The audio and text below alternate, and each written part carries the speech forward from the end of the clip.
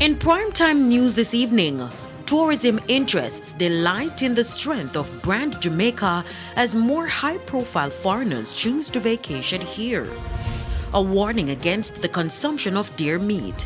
And later we revisit Millbank, Portland, the scene of the 2008 deadly market crash.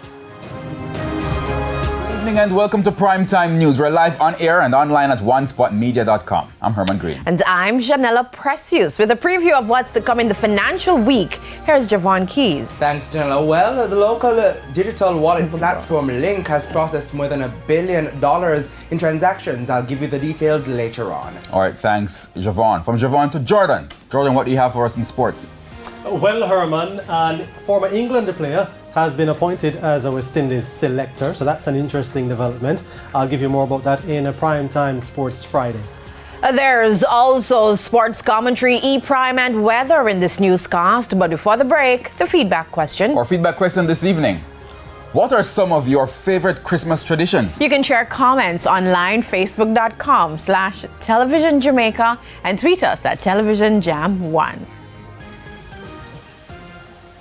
Please stay with us. Primetime News returns right after this break.